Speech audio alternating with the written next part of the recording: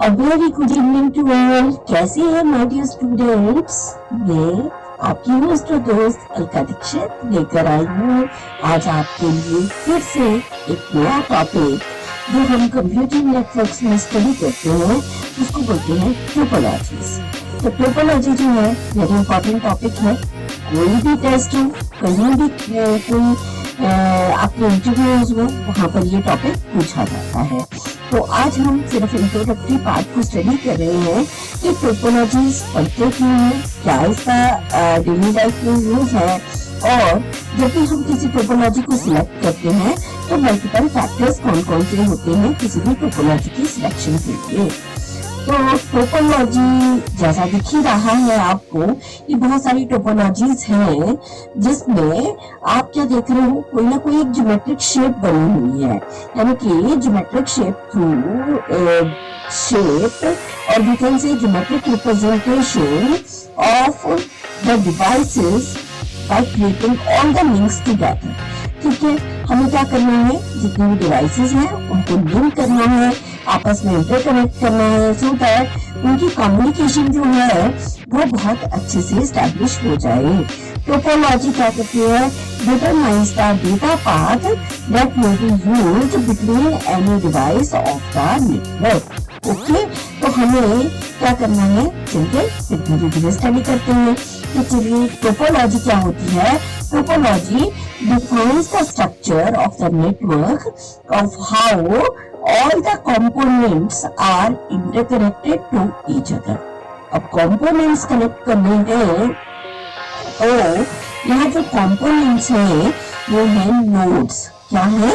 components हैं आपकी nodes। अब ये nodes कौन सी हो सकती है? node क्या है हमारे पास? वो सिस्टम भी है, ठीक है, वो हमारे पास प्रिंटर भी है, ठीक है, वो हमारे पास स्कैनर भी है। तो ये सारी क्या है? नोड्स हैं। ठीक है, ठीक है। अब हमें क्या करना है, सिस्टम को कनेक्ट करना है, प्रिंटर को कनेक्ट करना है, स्कैनर्स को कनेक्ट करना है, या मल्टीपल डिवाइसेस को आपस में कनेक्ट करना है। कनेक्शन का मतलब क्या हुआ कि आपके इन सबके बीच में जो कम्युनिकेशन है, कम्युनिकेशन जो है वो इजी हो जाए। अगर कम्युनिकेशन इजी हो जाएगी तभी हमारे को डिवाइसेस को अटैच करने का मतलब है ना। अगर हमने इतने सारे सिस्टम लगाए और वो अगर कम्युनिकेशन नहीं हो पा रही है तो हमें एक हार्डवेयर खरीदना पड़ेगा, मतलब पेन ड्राइव लेके चलते हैं ना हम, क्योंकि मेरे फ्रेंड की और मेरी आपस में अगर मेरे सिस्टम थ्रू अभी तो इंटरनेट के साथ कनेक्ट है, लेकिन अगर वो इंटरनेट के साथ कनेक्ट नहीं है तो हम इंफॉर्मेशन को कैसे शेयर करेंगे? तो हमें पेन ड्राइव पे उसके सिस्टम से डेटा कॉपी करना पड़ेगा और अपने सिस्टम पर लाना पड़ेगा। तो इससे क्या होगा कि यहाँ पर हैसल जो है वो ज्यादा बढ़ जाएगी। तो हमें क्या करना पड़ता है, मल्टीपल टोपोलॉजीज को हम सिलेक्ट करेंगे। बहुत सारी टोपोलॉजीज हैं, लेकिन उससे पहले हम स्टडी करेंगे कि टोपोलॉजी जब भी हम यूज करते हैं तो उसके लिए फैक्टर क्या होते हैं, सिलेक्शन फैक्टर्स क्या रहते हैं। तो फर्स्ट जो आ जाता है वो आता है फर्स्ट फैक्टर होगा कॉस्ट। क्या होगा? कॉस्ट। यानी कि मान लीजिए मुझे अपने घर के लिए ये कोई सिस्टम परचेज करना है, तो सबसे पहले भी मैं परचेज तब कर पाऊंगी ना अगर मेरे पास उतना बजट भी होगा। सबसे पहले मैं कॉस्ट चेक करूंगी कि मेरे बजट में जो है वो कौन सा सिस्टम आ सकता है। इसी तरह अगर मेरे पास मल्टीपल डिवाइसेस है या मल्टीपल सिस्टम्स है, मुझे लैब स्टैब्लिश करनी है, तो सिस्टम्स को मुझे क्या करना है, कनेक्ट करना है, सो दैट जो कम्युनिकेशन है वो इजी हो जाए। तो हमें जब भी टोपोलॉजी की सिलेक्शन करनी है, चाहे हम मल्टीपल टोपोलॉजीज होती है, कौन कौन सी टोपोलॉजीज होती है, चलिए थोड़ा सा हम देख लेते हैं। हम यूज करते हैं बस, स्टार, है ना, फिर हम यूज करते हैं रिंग, फिर हम यूज करते हैं ड्यूल रिंग, ठीक है, रिंग एंड ड्यूल रिंग, ठीक है। और ड्यूल रिंग के साथ साथ हम करते हैं ट्री, है ना, ट्री के साथ साथ हम यूज करते हैं मैश, मैश के बाद हम यूज करते हैं हाइब्रिड। ओके, तो ये बहुत सारे स्ट्रक्चर्स हैं जो हम लोग यूज करते हैं ड्यूरिंग टोपोलॉजी सिलेक्शन। ओके, तो ये मल्टीपल टोपोलॉजीज हैं। अब इन सारी टोपोलॉजीज में से मैं कौन सी टोपोलॉजी सिलेक्ट करूं? बस करूं, स्टार करूं, रिंग करूं, ट्री करूं, बैश करूं, हाइब्रिड करूं, कौन सी करूं? तो उसके लिए सबसे पहले मुझे देखनी पड़ेगी कॉस्ट, कि कॉस्ट कितनी आएगी जब मैं किसी टोपोलॉजी को सिलेक्ट करूंगी। ठीक है, नेक्स्ट फैक्टर क्या आता है? नेक्स्ट फैक्टर आता है रिलायबिलिटी। क्या फैक्टर है? रिलायबिलिटी।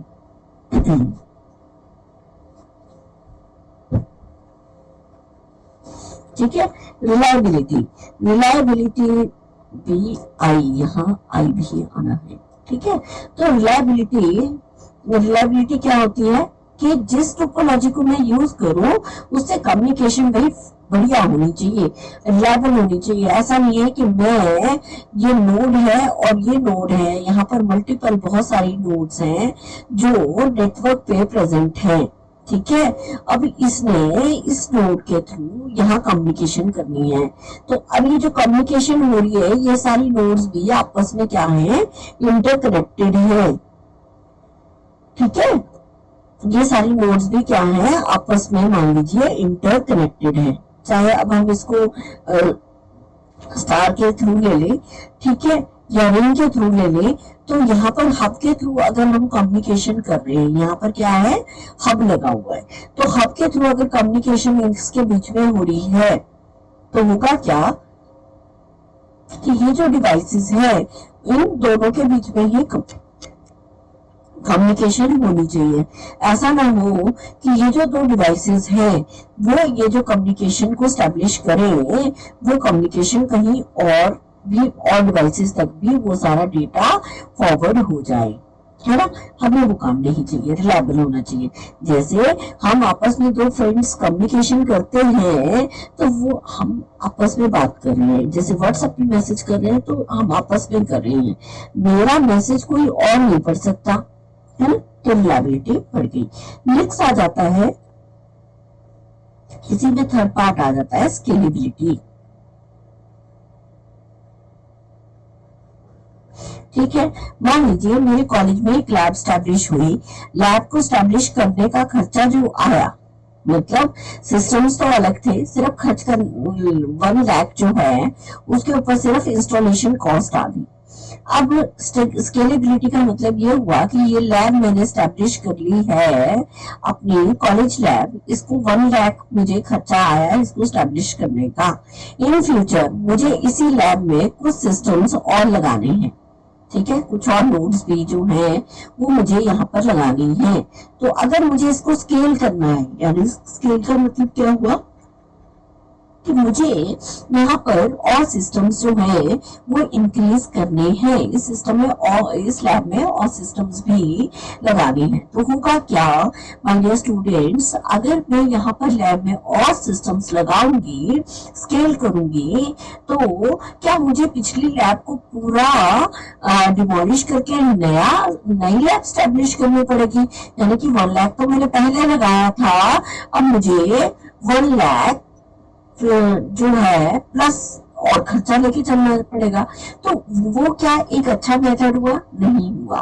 ठीक है, तो स्केलेबिलिटी, जब भी हम किसी टोपोलॉजी की सिलेक्शन करते हैं तो उसमें हम ये भी देखते हैं कि इन फ्यूचर अगर मुझे उसी लैब में कुछ और नोड्स लगाने हैं, या मुझे उस लैब को स्केल करना है, या मुझे इस लैब के ही कॉरस्पॉन्डिंग जो है एक नई लैब स्टैब्लिश करनी है और इन दोनों लैब्स को आपस में लिंक करना है, तो क्या मुझे फिर से कोई नया खर्चा करना पड़ेगा या उसको इजीली से मैं स्केल कर सकती हूँ? तो स्केलेबिलिटी जो है एक फैक्टर है, या हमें ऐसी टोपोलॉजी को सिलेक्ट करना है इसमें स्केलेबिलिटी फैक्टर जो है वो ज्यादा अच्छा हो।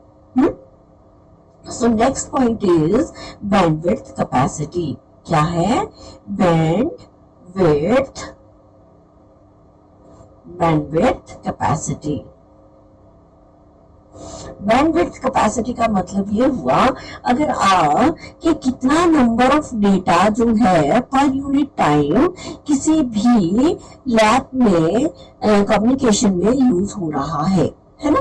बैंडविड्थ की कैपेसिटी कितनी है। इसको अगर हम ऐसा समझें कि अगर जितना आपका सपोज हाईवे जो है या जो आपका रोड है वो ब्रॉड होगा, वहां पर क्या होगा, ट्रैफिक जो है वो उतना ही कम लगेगा, है ना। तो बैंडविड्थ अगर ज्यादा मिलेगी तो कम्युनिकेशन में डिले नहीं होगा, है ना। सारी डिवाइसेस जो है एक ही नेटवर्क में होकर कोई भी डिवाइस कभी भी किसी के साथ कम्युनिकेशन कर सकती है। क्यों? क्योंकि वहां पर बैंडविड्थ जो है वो ज्यादा है।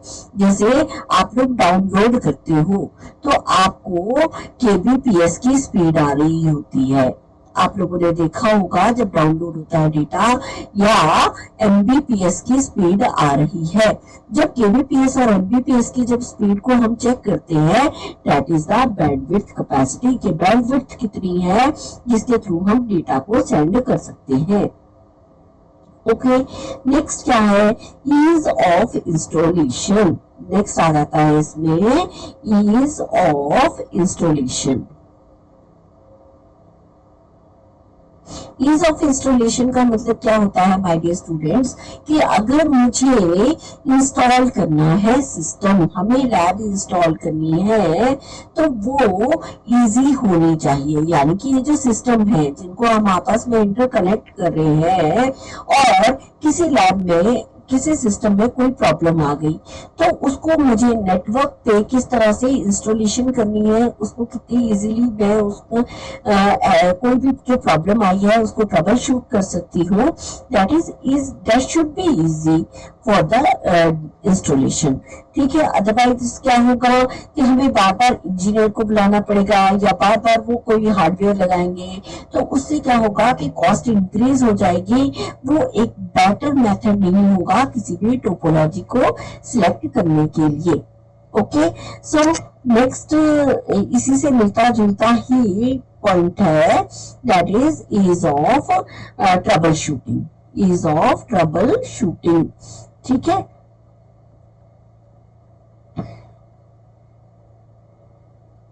ईज ऑफ ट्रबल शूटिंग का मतलब क्या हुआ कि अगर कहीं ट्रबल आ गया, किसी मान लीजिए ये सारी नोड्स हैं जो लैब में कनेक्ट है और इस पर्टिकुलर नोड में कोई प्रॉब्लम आ गई, तो हमें क्या करना है, इसको एरर को हटाना है।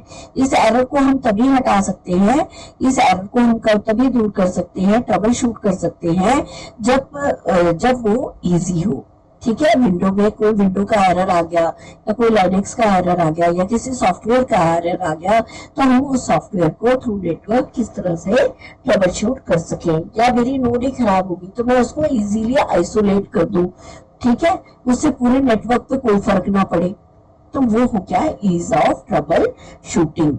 And we can say last is delay involved in routing information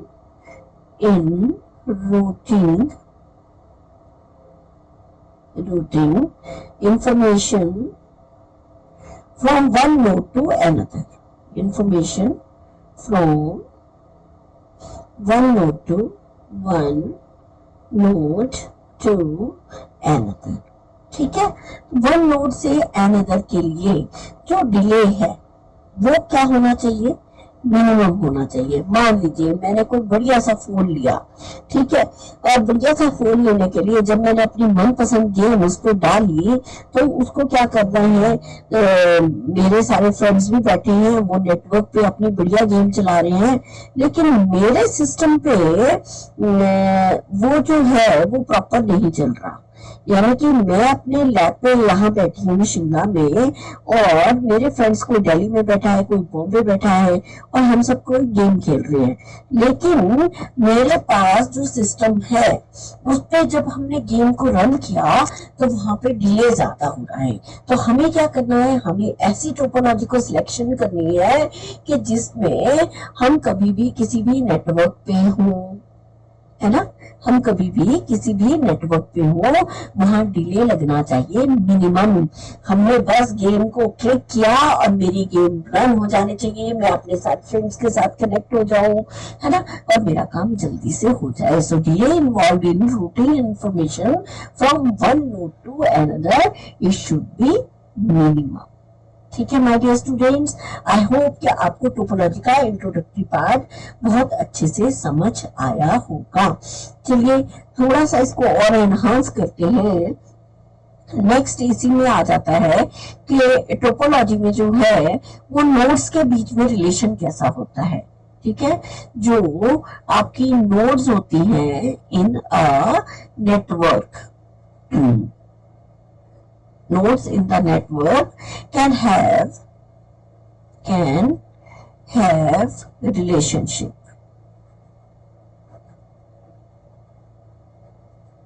ठीक है, अब इनके बीच में जो रिलेशनशिप होगा, फर्स्ट होता है उसमें peer to peer, very important. कई बार हम इस टर्म को यूज करेंगे during the networks, that is peer to peer. Peer to peer में क्या होता है कि सपोज जितनी भी डिवाइसेस हैं, सपोज ये 2 डिवाइसेस हैं, इन दोनों का, अब ये नहीं बोल सकता कि ये बड़ा है, दूसरी ये वाली नोड नहीं बोल सकती कि मैं भाई तेरे से प्रेफरेंस में ज्यादा हूँ। तो सबसे पहली बात ये है कि हर एक नोड का क्या होता है, इक्वल स्टेटस होता है। क्या होता है? Equal status.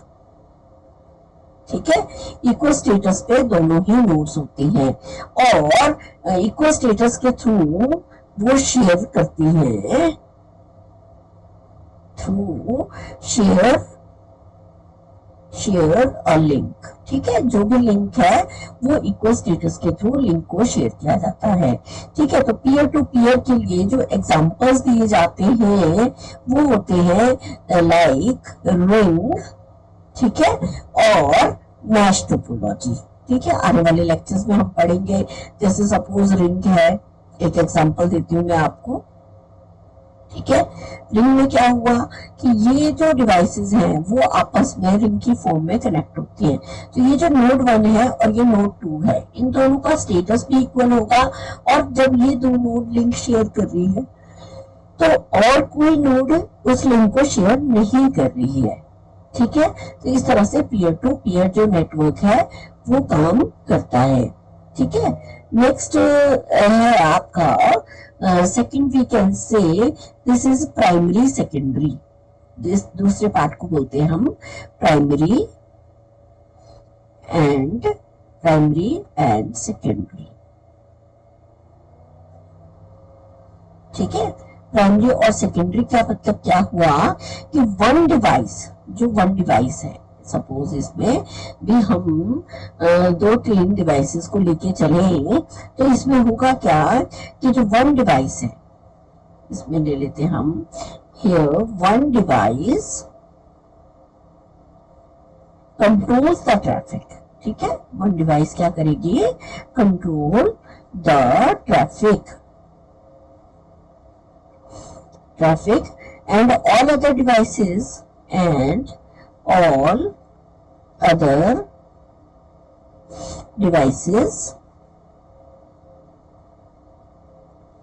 transmit through primary device। ठीक है, transmit through primary device।